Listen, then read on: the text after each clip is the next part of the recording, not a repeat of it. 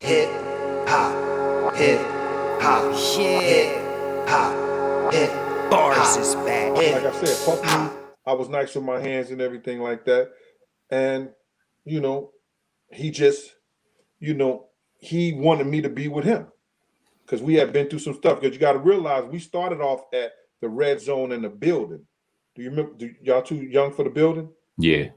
The building was where they had unsigned hype. That Monday night they used to do like Leaders of the New School, Okay. Naughty by Nature, what's her name, Queen Latifah. All the new rappers used to come there and showcase their stuff on Monday night. Puff used to do that, Daddy's house at the building. Then he used to do the party on Wednesday at the Red Zone. About 91, 92. Yes. Yeah, we were about 8, 9 years old at that time. That was a little before our time, but we was getting there. We was definitely getting there. Talk about, all right, because you hear all the time, especially during that time, you hear the Illuminati talk, selling souls. This person sacrificed all this wild shit. Without giving too much away, because I don't know what's in your book and what's not in your book. How real was that part? That the sadistic, wild, demonistic side of hip hop that's all out there. All the conspiracies are out there, but no one's really ever brought to light. You don't see that. You know what happens is that they got places where you go and the bodyguards have to stop right here. And unless the girls come back who's back there with them, tell you what was going on, you don't see it per se.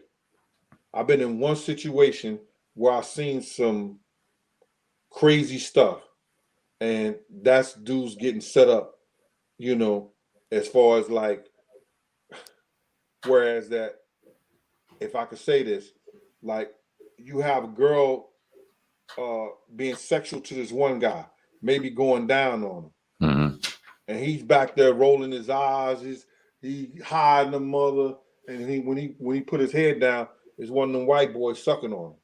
Oh, you understand? That has happened. You understand what I'm saying?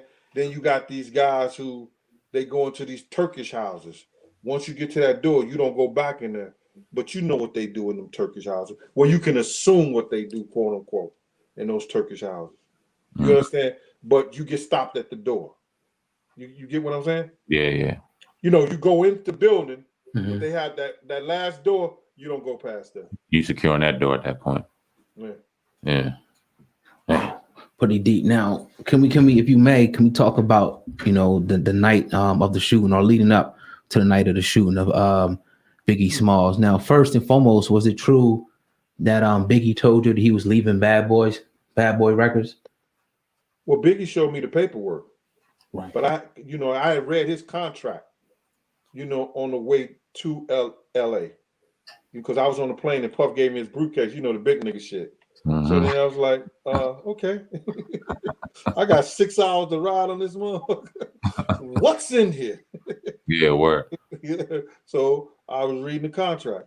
So then, and then when I was telling Big about his contract, he was like, yo, how you know that? So then I said, man, you broke. And I'm teasing him because I'm teasing him with cigarettes. Because at the time, man, I was smoking those Newports. And they was out there and they had the Newports and the soft packs, and they couldn't get the box packs. You could only get those in New York City. You couldn't get them in Cali, or they ain't know where to get them. And he wanted one real bad. And I was teasing to him about how broke he was.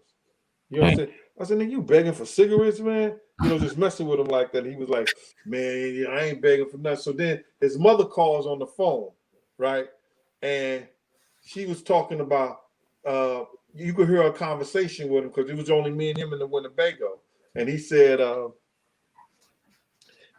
she said, Ma, they ain't gonna do nothing. Just give me the contractor name and I'm gonna take care of it. I'm gonna take care of it, Ma. Don't worry about it. And he was like, I'm gonna take care of the 60,000, Ma, because she was talking about they needed 60,000 or they're gonna stop building the house they was building. He was building for her in Pennsylvania. So then when he got off the phone, I took a pull on the cigarette. I said, yo, damn, man, you owe everybody. And he was like, I said, you owe Mike Gadget 30,000 for them cars he did for you. He was like, yo, Gene, how you know that shit? I said, niggas be talking, big. I said, niggas be talking. He said, yeah. He said, damn, man. He said, yo, well, nigga, I ain't broke. Look at this. So now he was showing me the contract. Then I think it was for 6.2 or either $62 million. It was for Cameron, Tracy Lee, I think, Junior Mafia, Little Kim, and a group called the Commission and Charlie Baltimore. Sounds about right. Right? So he showed me that. He said, yo, nigga, I will take you with me, but you love that nigga too much. And I said, yo, nigga, I'm going where the money is. He said, nah. You good. I said, yeah, I'm good, man. You understand? He said, yo, but I said, yo, so what's is publishing? He said, publishing. Then he explained to me what publishing was. He said if he writes something or he write for somebody, he do a song, stuff like that, you know, that's what you call your publishing. I said, so Puff own that from you, huh? Damn. I said, I looked at your contract, man. He told me he gonna give it back to you. Y'all could talk about getting it back. You know what I'm saying? Y'all could talk about getting it back. I said, and your marketing too big? Yo, I'm fucking with him. You know what I mean? So then he was like, yo, I can't be mad at him. So, you know, that was telling me at the time, yo, you mad at him, but you can't be mad at him because he showed me how to get money. You know what I'm saying? So it was a sense of loyalty there in a certain sense, but at the same time, he knew that time that had ran out. It was time to move on. Right, no doubt. But, you know, when somebody said that I can't be mad at somebody, they actually mad at him. Yeah. They upset because, you know, he had found out that publishing was probably the biggest part of the whole industry. And then you owning your publishing, you know what I'm saying, it's going to feed you for the rest of your life. Right. We see a lot of rappers out here that seem like they gain more fame and death than they do in life. And obviously, two of the most famous is Biggie and Tupac. And you talk about ownership of catalogs and who owns publishings and where they've been since been in death. I just can't help but to think that there was a lot more to that story than we know. Mm-hmm. How do I say this?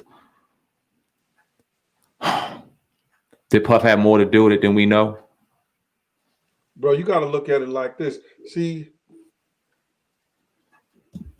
let me just say this, bro.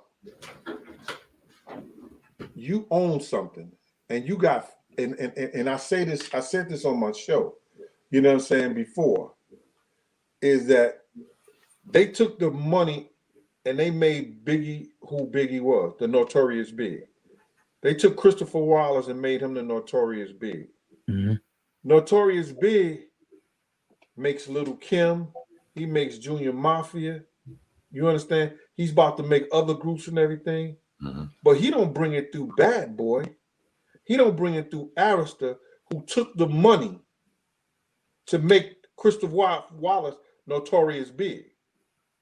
He goes and takes it to the people who are their competition. Now, how do that make Puffy look? People don't look at it like that. And then you got to hear the words that Puff say out of his mouth sometimes. I can't believe this mom did this stuff like that. He gonna catch flack from that. We took all this money. Look what he did to Craig Mack. He told Craig Mack, if you don't fire your manager, you ain't never gonna work with Bad Boy again. I'm not effing with you no more. But yet and still, if it wasn't for Craig Mack, Big wouldn't be who he was. That's a fact. And people don't see that. Oh no, what are you talking about? You crazy, man. You just hating on Diddy. Man, first of all, Big did the proverbial what do you call proverbial trick on a motherfucker when he called that nigga Diddy. And he came out 10 years later and said, I'm changing my name to Diddy because Big used to call me that. So Big is turning over laughing in his grave. The night that we was talking about Lil Kim and Big doing Lil Kim's album, right? And because D Rock was calling himself snitching on me about something to Puff, because he had told Big. So I said, oh, so Big, you want to talk now? So tell Puff how you wrote Lil Kim album, because he told me that, right? And Puff started